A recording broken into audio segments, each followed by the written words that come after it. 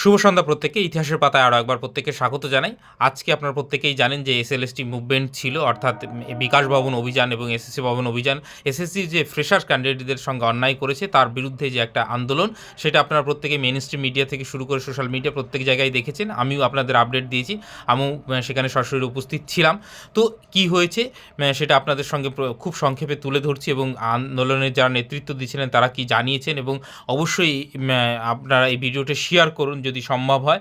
দেখুন, প্রথমত একটার দিকে আন্দোলন করুণাময়ীর থেকে বিকাশ ভবনের দিকে এগিয়ে যখন যায়, তখন অবভিয়াসলি পুলিশ বাধা দেয় বিকাশ ভবনের আগেই।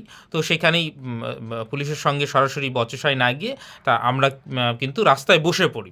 তো তারপরে পুলিশের অনেকক্ষণ পর তরফ থেকে জানানো হয় যে আপনাদের 4 জন প্রতিনিধি চলুন আমাদের সঙ্গে, কথা বলা হবে, শিক্ষামন্ত্রী কথা বলবে বা চেয়ারম্যান কথা বলবে।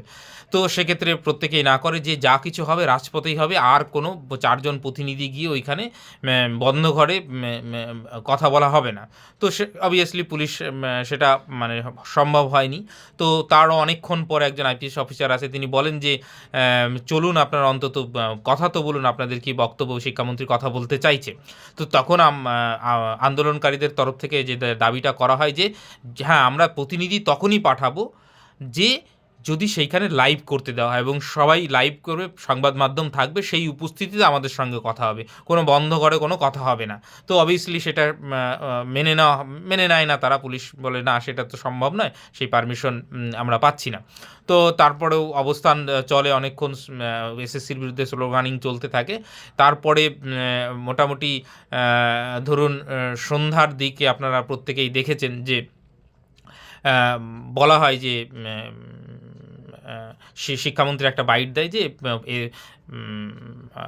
ভ্যাকান্সি বাড়ানো হবে, এরকম একটা ললিপপ পুলিশের তরফ থেকে দেওয়ার। আমরা বুঝতেই পারছিলাম যে এটা একটা ললিপপ, ওই মুখের কথার কোনো দাম নেই। তাহলে দাবি দেওয়া হয় যে ভ্যাকান্সি, যে সেই যে দাবিগুলো আছে, তো ভ্যাকান্সি বৃদ্ধি, মুখের কথার কোনো দাম নেই, আপনারা লিখিত আকারে এবং সেটা মন্ত্রিসভার অনুমোদন সহ যে প্রকাশ করতে হবে, তবেই আমরা এই অবস্থান বিক্ষোভ ছাড়বো। না হলে কিন্তু আমরা সারা রাত বা যতক্ষণ না এসএসসি এটা মানছে আমাদের দাবি, ততক্ষণ কিন্তু আমরা আন্দোলন চালিয়ে যাব। এইরকম একটা পরিস্থিতিতে আপনারা লাস্টে দেখতেই পেলেন যে 6টার পর থেকে পুলিশ বল প্রয়োগ করে সবাইকে তুলে দেয়। অনেকেই কিন্তু কাঁথা কম্বল মশারি নিয়ে এসেছিলেন একদম পুরোপুরি রেডি হয়ে, যে ওইখানে সারা রাত অবস্থান করবেন, কিন্তু পুলিশ সেটা করেনি। পুলিশ ধরপাকড় করে এবং বল প্রয়োগ করে আপনারা দেখেছেন আন্দোলনকারীদের তুলে দিয়েছেন। এইবার মূল বক্তব্য হচ্ছে যে এই আন্দোলন কিন্তু এখানেই থেমে যাচ্ছে না। যারা আন্দোলনকারী তাদের সঙ্গে আমার কথা হয়েছে, এই আন্দোলন কিন্তু আরও বৃহত্তর হবে এবং আগামীতে আরও বড় আন্দোলন হতে চলেছে। তো প্রত্যেকের কাছেই আহ্বান থাকছে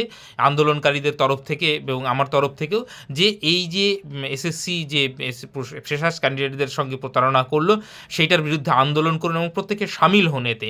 এই মাঠের লড়াইও যেমন চলবে, প্রত্যেকে সামিল হন। সেই সঙ্গে সঙ্গে কোর্টের যে লড়াইটা চলছে, সেটাতেও জানেন কোর্টের লড়াই চলতে গেলে প্রচুর অর্থের প্রয়োজন হয়। যার যেরকম সামর্থ্য, যারা কোর্টে লড়াই করছে, অথেন্টিকেশন দেখে যে হ্যাঁ প্রপার তিনি কেসের সঙ্গে যুক্ত কিনা বা তিনি ঠিকঠাক ব্যক্তি কিনা, সেটা চেক করে আপনারা অবশ্যই তাকে কিছু, যাদের যেরকম সামর্থ্য, অর্থ দিয়ে অবশ্যই সাহায্য করতে পারেন। কারণ কোর্টের লড়াইটাও লড়াটা জরুরি, এবং একবদ্ধ হয়ে এবং একতার সঙ্গে যদি লড়াই করা যায়, তবেই কিন্তু আপনাদের যে দাবি দেওয়া, মূল দাবি কী ছিল, এক হচ্ছে এক্সপিরিয়েন্সের 10 নম্বর, সেটার ব্যবস্থা করতে হবে। এবার সেটা রাজ্য সরকার কি করবে, পরে দেবে না আগে দেবে, কি করবে, ভ্যাকান্সি বৃদ্ধি একটা দাবি ছিল। তো 10 নম্বরের এক্সপিরিয়েন্স নিয়ে হয়, আমার যেরকম ব্যক্তিগত অবজারভেশন, তাতে এসএসসি এই মুহূর্তে খুব একটা কিছু পিছু হটার জায়গায় নেই। একমাত্র কোর্টের লড়াইই পারে কিন্তু আপনাদের এই 10 নম্বরের বিষয়টাকে ফয়সালা করতে। এবার দেখা যাক সেটা কি হয়। সেটা তো হাইকোর্ট থেকে সুপ্রিম কোর্ট লড়াই হবে। সেই সঙ্গে সঙ্গে যে ভ্যাকান্সি বৃদ্ধি, এইটা কিন্তু অনেকটা এই আন্দোলনের ফলেই কিন্তু শিক্ষামন্ত্রী বাইট দিয়েছে। তো এটা বুঝতে হবে যে আন্দোলনের যদি ঝাঁজ বাড়ানো হয়, তাহলে ভ্যাকান্সি কিন্তু অনেকটাই বাড়তে পারে। আর না হলে, এবং তারপরেও শিক্ষামন্ত্রীর কথাবার্তায় দেখবেন যে পরিষ্কার বোঝা যাচ্ছে যে সিট বাড়াবো তো যা 16 সালের ক্যান্ডিডেট যদি বাদ যায় তাদের জন্য। তো এই ইয়েটা যদি এতদিন পরীক্ষা হয়নি, অন্তত 50,000 থেকে 1 লক্ষ শূন্যপদ যে দাবিটা করা হচ্ছে, তো সেইটা কিছু না হলেও 40-50 হাজার শূন্যপদ তো রয়েছে। স্কুলগুলো তো ধুঁকছে টিচারের অভাবে, বন্ধ হয়ে যাচ্ছে। তো শূন্যপদ বৃদ্ধি, এইটা একটা সমাধান হতে পারে। আর সেই সঙ্গে যে ওএমআর প্রত্যেকের ওএমআর একদম পাবলিকলি করে, যারা ডাক পাবে কল ফর ভেরিফিকেশন তাদের অন্তত প্রত্যেকটা ওএমআর যেন পাবলিকলি থাকে। দেখেছেন যে পাবলিকলি একটা লিস্ট প্রকাশ করা হয়েছে, সঙ্গে সঙ্গেই কিন্তু দেখবেন এদিক ওদিক থেকে খবর চলে আসছে যে এই টেন্টেড ছিল, ও টেন্টেড ছিল। তো পাবলিকলি প্রকাশ করলে কি হচ্ছে, ব্যাপারটা সবার কাছে মানে ওপেন ডোমেনে চলে আসছে। এবার সবাই দেখতে পাচ্ছে কে কী পাচ্ছে না পাচ্ছে, কিন্তু গোপনীয়তার সঙ্গে যদি হয় তখন কিন্তু আর ধরা সম্ভব নয়। এবার দেখুন এই লিস্টে যদি টেন্টেড থেকে থাকে, আরও কতজন আছে আমরা কিন্তু নির্দিষ্টভাবে জানি না, যদি অভিযোগ সত্যি হয়, তাহলে এই যে না জানা থেকে যাচ্ছে, তারা তো থেকে যাচ্ছে, এসএসসি তো তাদেরকে বের করে নিয়ে যাচ্ছে, তাই না? তো এই ব্যাপারটা কিন্তু রয়েছে। তো আন্দোলনের ঝাঁজ আগামীতে আরও বাড়বে, এবং আপনারা প্রত্যেকেই যে যেভাবে পারেন অবশ্যই সহযোগিতা করুন, যারা আন্দোলন করছে তাদের পাশে এসে দাঁড়ান, এবং এসএসসির এই অন্যায়ের বিরুদ্ধে অবশ্যই কথা বলুন। বাকি যা আপডেট আসবে আমি গ্রুপে দিয়ে দেবো, কমেন্ট সেকশনে লিঙ্ক দেওয়া থাকলো। আপাতত সকলকে অসংখ্য ধন্যবাদ।